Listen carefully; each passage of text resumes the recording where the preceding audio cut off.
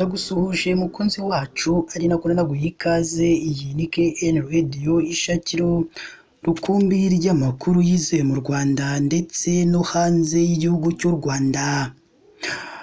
Kubivuga biteye agahinda, birababaje kandi bikomeje kubabaza abanyarwanda bose, cyane cyane abatuye mu karere ka Nyamasheke. Ni nyuma y'uko inzu y'abageni yafashwe n'inkongi y'umuriro, mu byahiriyemo harimo n'ikimasa cyahiye nacyo gihita gikongoka.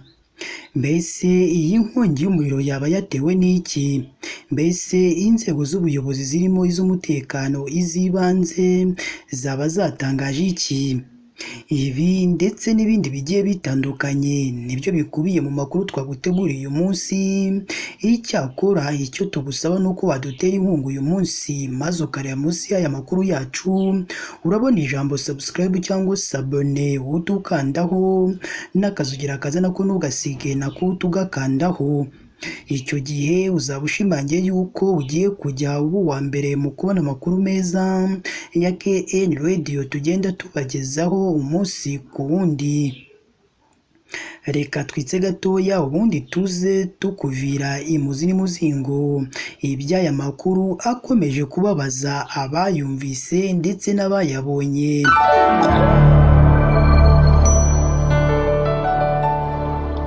Reka nongere mbahe ikaze bakunzi ba KN Radio, aho tubagezaho amakuru aba arimo aragenda avugirwa mu gihugu cy'u Rwanda ndetse no hanze y'igihugu cy'u Rwanda.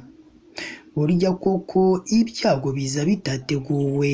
Bamwe bati kubera iki Satani yanga abantu bimereye neza koko? Abandi bati ese kubera iki agahinda no kubabara byaje koko? Gusa hari abandi bavuga ko igihe cy'umubabaro haba hagiye kuza igihe cy'ibyishimo. Ibi tubivuze nyuma y'uko mu karere ka Nyamasheke humvikanye inkuru ibabaje kandi ikomeje gutera agahinda abagiye batandukanye ndetse n'abanyarwanda bose muri rusange. Ni nyuma y'uko inzu y'abageni yafashwe n'inkongi y'umuriro irashyira kongoka. Ibyari biri muri iyo nzu byose biba umuyonga. Iyi nkuru yasakaye mu banyarwanda bose, yabaye ku nzu y'uwitwa Nsengiyumva Elias n'umugore we biteguraga gusezerana imbere y'amategeko, aho yafashwe n'inkongi y'umuriro. Ibyari biyibemo byose ndetse n'ibyo bari batunze byose birashya birakongoka, ubundi biba umuyonga. Uyu mugabo witwa Nsengiyumva Elia ndetse n'umugore we bari batuye mu mudugudu wa Kacyiru, akagari ka Ndendezi, umurenge wa Ruharambuga wo mu karere ka Nyamasheke. Bakaba bari bafitanye abana babiri, akaba yari atwite n'undi wa gatatu. Uyu mugabo w'imyaka 33 y'amavuko yateganyaga gusezerana imbere y'amategeko kuri uyu wa gatanu tariki ya 20 Nzeri 2024. Iyi nkongi kandi yabaye ahagana saa 7 z'amanywa zo kuri uyu wa mbere tariki ya 16 Nzeri, ubwo umugabo yari agiye gutwara isina yatereraga umuturanyi we. Umugore we nawe yari yagiye ku kigo nderabuzima cya Kamonyi kwisuzumisha iyo nda yari atwite. Bivugwa ko abandi bana b'abahungu babiri bo bari hanze mu rugo rw'iyo nzu y'imbaho yabanagamo n'umuryango we. Mu byahiriye harimo inka y'ikimasa y'agaciro k'amafaranga y'u Rwanda 700,000, inkwavu 10, televiziyo y'agaciro k'amafaranga 200,000 yari yaguze vuba, amafaranga 300,000 yari kuzakiriza abazamuherekeza gusezerana ku murenge, n'ibindi byose by'agaciro karenga 245,000 by'amafaranga y'u Rwanda nk'uko byabaruwe n'ubuyobozi bw'uyu murenge.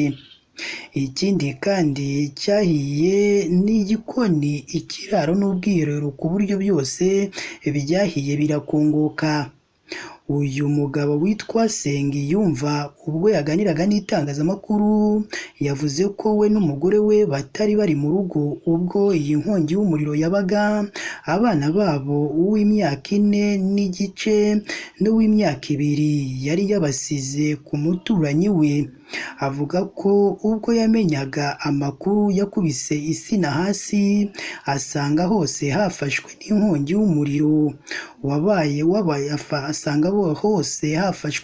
y'umuriro umuriro wabaye mwinshi cyane kuko inzu yari imbaho zaragurumanaga. Ubwo yaganiraga n'itangazamakuru uyu Nsengiyumva yagize ati nahise nkingura ngo ndebe ko nibura nakuramo n'utwenda, umuriro usanga wananze ku rugi, ubu naye imbere y'umuryango. Icyo nabonye ni daso wari unyegereye wahise anjugunya munsi y'urugo, nikanguye aho ndyamye umuriro byose wabirangije utamenya ko hari n'icyahigeze. Uyu Nsengiyumva akaba ari we wari nyiri iyi nzu yahiye igakongoka, avuga ko nta kintu na kimwe yari yacometse, nta n'umuriro wo mu ziko bari bacanye, agakeka umuriro w'amashanyarazi kuko nta n'uwo avuga ko bari bafitanye ikibazo ngo akeke ko ariwe waba wamukoreye ubwo bugome. Uyu Nsengiyumva kandi yashimiye umuturanyi we wamwakiranye n'umuryango we ngo abacumbikire, anashimira kandi abaturanyi be batangiye kumuremera ibimutunga ndetse n'imyambaro, akavuga ko yababonyemo abaturanyi beza cyane. Amakuru kandi avuga ko umugore w'uwo mugabo yahageze avuye ku ivuriro yabona ibyabaye agafatwa n'ihungabana rikomeye cyane, ariko abaturanyi be baramuhumuriza bamwereka ko ibintu byose biba hari impamvu yatumye biba. Abaturage nabo bo muri ako gace nabo bababajwe cyane n'iyi nkongi y'umuriro yatwitse iyi nzu y'aba biteguraga gukora ubukwe, aho nabo kubyakira byabagoye bikomeza kubatera ihungabana bitewe n'iyo nkongi na n'ubu batazi icyaba cyayiteye. Niho baheraho bavuga ko Satani yanga abantu bimereye neza. Gusa hirya no hino mu gihugu cy'u Rwanda hakunze kugaragara inkongi z'umuriro zibasira inzu, rimwe na rimwe bikunze guturuka ku byo baba bacometse bigahita bitera inkongi. Gusa inzego z'umutekano zirimo polisi y'u Rwanda ihora ikangurira abanyarwanda bose gutunga kizimyamwoto kugira ngo inkongi niza bahite bayihosha. Ni naha natwe dusoreje amakuru yacu y'uyu munsi. Icyakora nimba ari ubwa mbere udusuye, ndakwinginze mukunzi wacu, jya munsi y'iyo nkuru urabona ijambo subscribe cyangwa sabone, utukandaho n'akazugira kaze nako ntugasige nako utugakandaho. Icyo gihe uzaba ushimangiye yuko ugiye kujya uba uwa mbere mu kubona amakuru meza ya KN Radio tugenda tubagezaho umunsi ku munsi. Si ibyo gusa kandi ugomba no kujya ahatangirwa ibitekerezo ukaduha igitekerezo cyawe, haba ari igishima ibyo dukora ndetse n'ikitugira inama y'ibyo twazahinduramo mu makuru yacu tugenda tubagezaho hano kuri KN Radio. Mu gihe kandi umaze kumva iyi nkuru, yisangiza abandi kugira ngo nabo bumve ari byiza biri ko nta handi ari hano kuri KN Radio. Mukomeze mugire ibihe byiza kandi Imana yo mu ijuru ijye ikomeza ibane namwe umunsi ku wundi.